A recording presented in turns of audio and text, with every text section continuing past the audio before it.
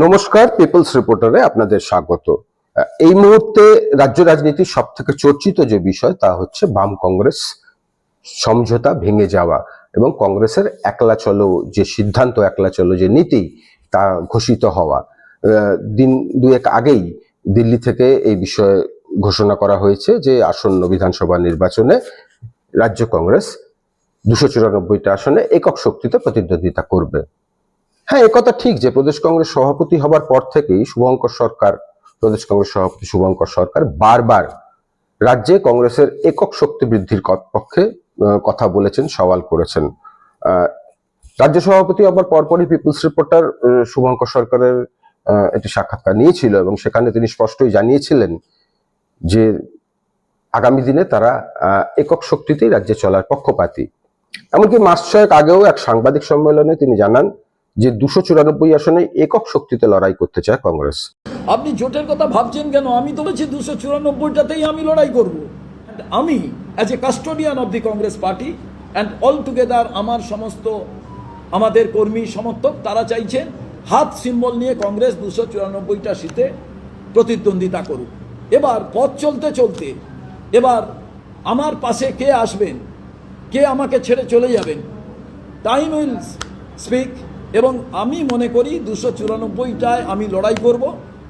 আমার কাছে বাঁদিক ডানদিক কোনো জোটের ভাবনা নেই, সামনের দিকের ভাবনা 294, কংগ্রেসের হাত, কংগ্রেসের পতাকা, যেটা বহু জায়গায় নেই। বাকিরা কে কি বলছেন আমি জানি না। তিনি বলেছিলেন আমি কোনো জোটের কথা ভাবছি না। আর এবার নির্বাচনের বছরে কংগ্রেসের পক্ষ থেকে, কংগ্রেস হাইকমান্ডের পক্ষ থেকে এবং প্রদেশ কংগ্রেসের পক্ষ থেকে জানিয়ে দেওয়া হয়েছে যে সিপিআইএম নির্ভরতা কমিয়ে, বাম নির্ভরতা কমিয়ে একক শক্তিতে লড়াই করবে কংগ্রেস। হ্যাঁ, এর ফলাফল কি হবে, তাতে এই ফলাফলে এই সিদ্ধান্তে কংগ্রেস লাভবান হবে বা বামেরা লাভবান হবে তা বলার সময় এখনো আসেনি। অবশ্যই তার জন্য আমাদের নির্বাচনের ফলাফল ঘোষণা পর্যন্ত অপেক্ষা করতে হবে। তবে এই কংগ্রেসের এই যে সিদ্ধান্ত, কদিন থেকে আমরা দেখেছি যে বাম কংগ্রেসের মধ্যে একটা চাপানুতর চলছে সমঝোতা নিয়ে। এখনো মোহাম্মদ সেলিম যেরকম সিপিআইএম এর রাজ্য সম্পাদক বলেছিলেন যে গত বছরের ফেব্রুয়ারি থেকে আলোচনা শুরু হয়েছিল, এখনো কংগ্রেস কিছু জানায়নি, আমরা অনন্তকাল অপেক্ষা করতে পারবো না। এটা কংগ্রেস দলের ব্যাপার, কংগ্রেস দল কাকে দায়িত্ব দেবে এটা কংগ্রেস দল ঠিক করবে। তবে এটা ঠিক অধীর চৌধুরী যখন সভাপতি ছিলেন তখন বামপন্থীদের সঙ্গে আসন সমঝোতা হয়েছিল। এখন যিনি সভাপতি হয়েছেন শুভঙ্কর বাবু, তার তৃণমূলের প্রতি একটু বেশি দরদ আছে বলে মনে হয়, বা তিনি নিজে সিদ্ধান্ত নিতে পারেন না। এআইসিসি কী করবে তার জন্য অপেক্ষা করছেন। সিপিআইএম বা বামফ্রন্ট দীর্ঘদিন অপেক্ষা করে থাকতে পারে না। তার প্রেক্ষিতে কংগ্রেসের কয়েকজন মুখপাত্র মোহাম্মদ সেলিমকে যেরকম বলেছিলেন অহেতুক মাথা ঘামানো বন্ধ করুন, এই ধরনের কথাবার্তা উঠে এসেছিল। কেন জোট করার জন্য আপনি মরিয়া হয়ে উঠেছেন? যে কোনো মূল্যে আপনাকে মালদা কিংবা মুর্শিদাবাদের একটা আসনে দাঁড়িয়ে এমএলএ হতে হবে। বিধায়ক হওয়ার লোভ আপনার জেগেছে। তা বিধায়ক হওয়ার লোভ যখন জেগেছে, একা একা লড়ুন, একা একা লড়ে বিধায়ক হন। সেই বিষয়টা এখন অতীত, ইতি হয়ে গেছে। কংগ্রেসের পক্ষ থেকে ঘোষণা করে দেওয়া হয়েছে যে আসন্ন বিধানসভা নির্বাচনে কংগ্রেস একক শক্তিতেই লড়তে চলেছে। और अल्टीमेटली टोटल लीडरशिप का कलेक्टिव व्यू ये था कि इस बार बंगाल में वर्कर्स, जनरल आवाम भी और हमारा काडर भी चाहता है कि हम इस बार वेस्ट बंगाल में अकेले 294 सीटों पर चुनाव लड़ेंगे। তো কংগ্রেসের এই যে সিদ্ধান্ত, এক্ষেত্রে আমরা যদি একটু পিছনের দিকে তাকিয়ে দেখি, মানে কংগ্রেস বামেদের তো জোট প্রথম হয়েছিল 2016 সালে, জোট নয় সমঝোতা, অবশ্যই আসন সমঝোতা 2016 সালে হয়েছিল। তারপর থেকে দীর্ঘ যে 9 বছর বা 10 বছরের এই যে সময়, মোটামুটি একটা আন্ডারস্ট্যান্ডিং রেখেই, একটা বোঝাপড়া রেখেই সবকটা নির্বাচনে, তা সে পঞ্চায়েত হোক, তা সে কর্পোরেশন হোক, বিধানসভা হোক, লোকসভা হোক, সেই সমঝোতা করেই কিন্তু চলা হয়েছে। এ কথাটা অস্বীকার করার কোনো জায়গা নেই যে বিগত কয়েক মাসে রাজ্য কংগ্রেসের নিচতলা পর্যন্ত একটা নাড়াচাড়া হয়েছে, এটা অস্বীকার করার কোনো জায়গা নেই। তবে তাই সেই নড়াচড়াতে কংগ্রেস কতটা লাভবান হয়েছে বা কংগ্রেসের কতটা শক্তি বেড়েছে তা কিন্তু স্পষ্ট নয়। 2024 লোকসভা নির্বাচনের ফলাফলের দিকে যদি আমরা তাকাই, তাহলে দেখা যাবে কংগ্রেসের প্রাপ্ত ভোট ছিল 4.7%। কংগ্রেস লড়াই করেছিল 12 আসনে, যার মধ্যে মালদায় একটি মাত্র আসনে জয়ী হয় কংগ্রেস। যদিও সেবার কিন্তু বাম কংগ্রেস সমঝোতা করেই নির্বাচনে লড়া হয়েছিল এবং সম্মিলিতভাবে বাম কংগ্রেস জোটের পক্ষে ভোটের হার ছিল প্রায় 11%-র কাছাকাছি। আমরা যদি জেলাওয়ারি একটা হিসেব করি, জেলাওয়ারি হিসেবে লোকসভা নির্বাচনে বামেদের সঙ্গে থেকে যে 12টা আসনে কংগ্রেস লড়াই করেছিল তার মধ্যে সব থেকে বেশি ভোট পেয়েছিল মালদা দক্ষিণ কেন্দ্রে, 5,72,395 ভোট। অধীর চৌধুরীর গড় বলে চিহ্নিত মুর্শিদাবাদের বহরমপুর এবং জঙ্গিপুর আসনে কংগ্রেসের প্রাপ্ত ভোট ছিল যথাক্রমে 4,39,494 এবং 4,27,790। অন্যদিকে হতাশাব্যঞ্জক ফলাফল ছিল কোচবিহার, কাঁথি, বনগাঁ, দার্জিলিং, উলুবেড়িয়া প্রভৃতি কেন্দ্রে, যেসব কেন্দ্রের প্রত্যেকটিতেই 1 লক্ষেরও কম ভোট পেয়েছিল কংগ্রেস। অর্থাৎ এক্ষেত্রে কিন্তু বাম কংগ্রেস সমঝোতাতে যে ভোটের বিরাট বৃদ্ধি ঘটেছিল ভোট বাক্সে, ইভিএম এ, সেরকম কিন্তু ঘটেনি। বাম এবং কংগ্রেসের এই যে সমঝোতা, এর অতীতটা আমি প্রথমেই বলেছি যে 2016 সালে এই একসাথে পথ চলার বিষয়টা শুরু হয়েছিল, কিন্তু দীর্ঘ 9-10 বছর একসঙ্গে চললেও এই যে সমঝোতা বা জোট যেটা ছিল, যেভাবেই বলি না কেন আমরা, তাতে সব থেকে বড় সমস্যাটা কিন্তু ছিল পারস্পরিক দোষারোপ। একমাত্র 2016 বিধানসভা নির্বাচন ছাড়া আর কোনো নির্বাচন এরকম হয়নি যেখানে বাম কংগ্রেসের এই সমঝোতার পারফরমেন্স খুব ভালো, কিন্তু তখনও যেরকম ভাবে পারস্পরিক অভিযোগ করা হতো এখনো সেইভাবেই অভিযোগ কিন্তু চলে, কদিন আগে পর্যন্ত চলেছে। এবং যেহেতু এখন কংগ্রেসের পক্ষ থেকে ঘোষণা করে দেওয়া হয়েছে কোনো সমঝোতা হবে না, কাজেই এটা আরো বাড়বে বলেই মনে হয়। বাম কর্মী সমর্থকদের কি অভিযোগ? বাম কর্মী সমর্থকদের অভিযোগ তারা কংগ্রেসের হয়ে খেটে কংগ্রেসকে ভোট বৈতরণী পার করিয়ে দেন, কিন্তু কংগ্রেসের পক্ষ থেকে সেই উদ্যোগ দেখা যায় না। সোজা কথায় বাম কর্মী সমর্থকদের স্পষ্ট অভিযোগ যে তারা কংগ্রেসকে ভোট দিল, কংগ্রেসের কর্মী সমর্থকরা, নিচুতলার কর্মীরা বাম প্রার্থীদের ভোট দেন না। খুব স্পষ্ট, সুস্পষ্ট অভিযোগ। এই যে কর্মী সমর্থক, তাদের একটা বড় অংশেরই মতামত হচ্ছে যে একক শক্তিতে যদি বামেরা লড়াই করে তাহলে বামেদের ফলাফল অনেক ভালো হবে। আর ঠিক এর উল্টো দিকে আরো একটা অভিযোগ আছে, সেটা কংগ্রেস কর্মী সমর্থকদের, নিচুতলার কর্মীদের, তাদের আবেগের। বহু গোড়া কংগ্রেস সমর্থকের প্রশ্ন যে বামেদের সাথে কেন সমঝোতা, বামেদের সাথে কেন জোট?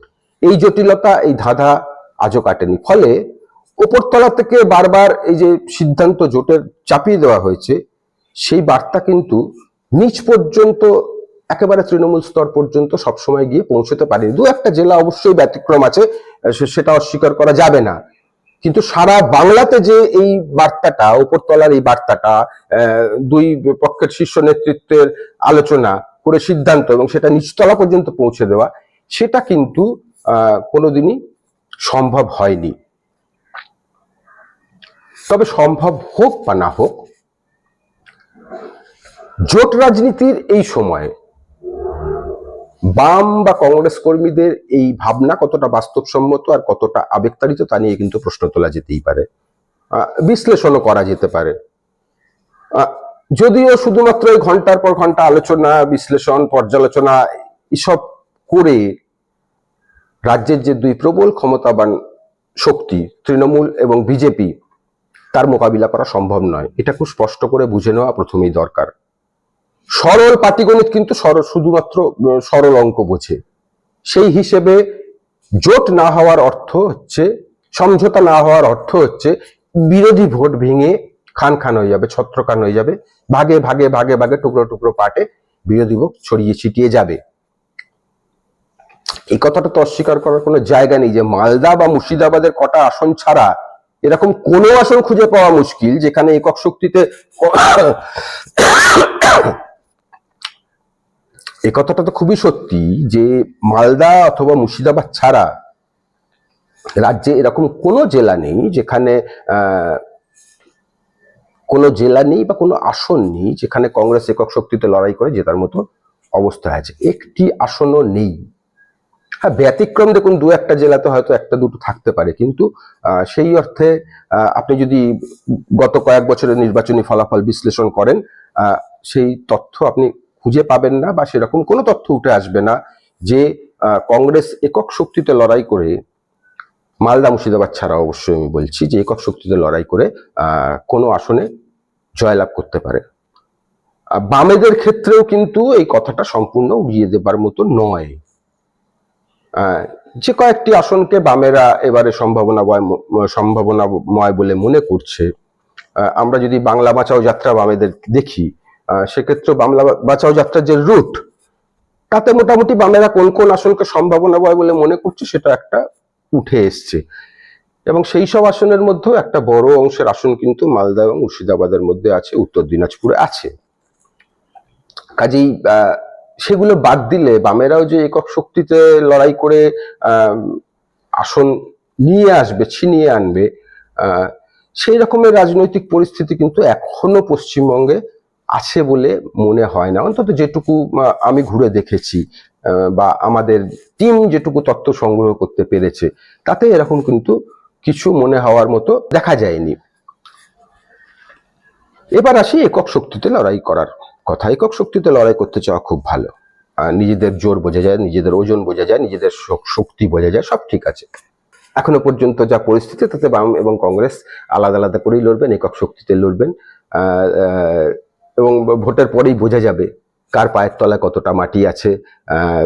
একক শক্তিতে লড়াই করে কংগ্রেসই বা কতটা লাভবান হলো, আর বামেরাই বা কতটা লাভবান হলো। কিন্তু এটা মনে রাখতে হবে যে এই চরম প্রতিষ্ঠান বিরোধী হওয়ার সময়ও এককভাবে লড়াই করে কোনো দলেরই যে খুব একটা ভালো ফল করার সম্ভাবনা, এই দুই দলের কথা বলছি, সেটা কিন্তু মনে হচ্ছে না। আপনারা রাস্তাঘাটে তো চলাফেরা করেন, আপনারা রাস্তাঘাটে কান পাতলে শুনতে পাবেন কিন্তু চরম প্রতিষ্ঠান বিরোধিতা আছে, সেটা ট্রেনে হোক, বাসে হোক, চায়ের দোকানে হোক, বন্ধু বান্ধবদের আলোচনায় হোক, সব জায়গাতে কিন্তু আছে।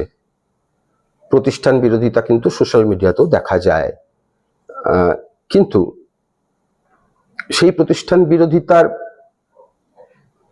যে ছবি উঠে আসে, সেটা কি আদৌ বাম কংগ্রেসের ঝুলি পর্যন্ত এসে পৌঁছবে, যেটা অনেক কর্মী সমর্থক মনে করছেন?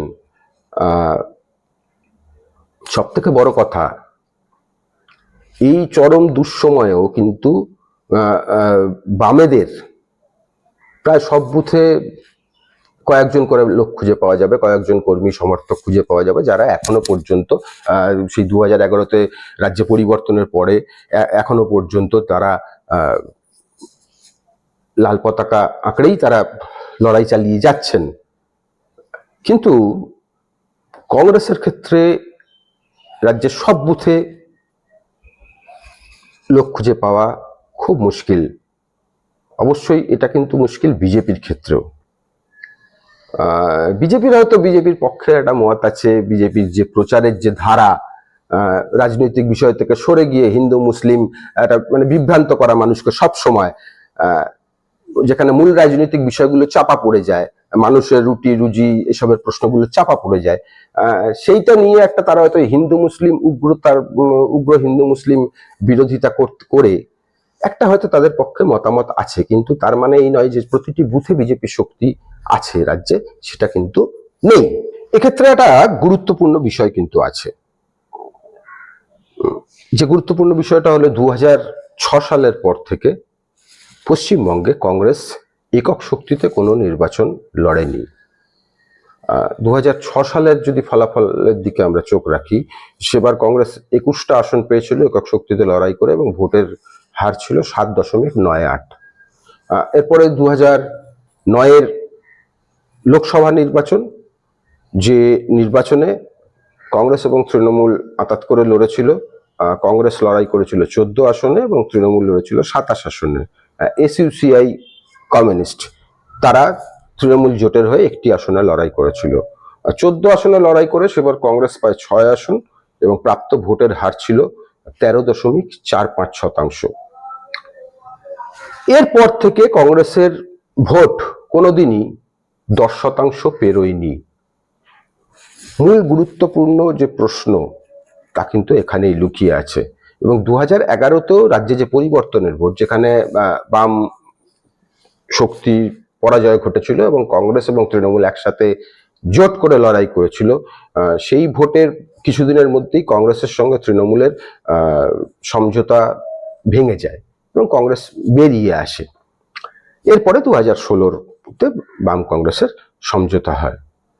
এবারেও প্রদেশ কংগ্রেসের কোনো কোনো নেতৃত্ব মনে করেছিলেন যে তৃণমূলের সঙ্গে একটা যদি সমঝোতা করা যায়, কিছু আসনে যদি অ্যাডজাস্টমেন্ট হয়, সেটা বোধহয় কংগ্রেসের পক্ষে ভালো হবে। যদিও প্রদেশ কংগ্রেসের বড় অংশ এবং কংগ্রেস হাইকমান্ড তারা সেই মতে, সেই ভাবনা শিলমোহর দেননি।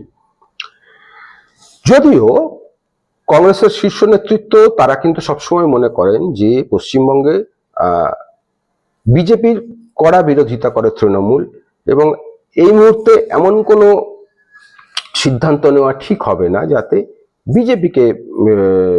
বিজেপি সুবিধে পায় বা তৃণমূল বিব্রত হয়। সেই কারণেই রাজনীতির বেশ কিছু টানাপোড়েন পশ্চিমবঙ্গকে নিয়ে এই মুহূর্তে আছে।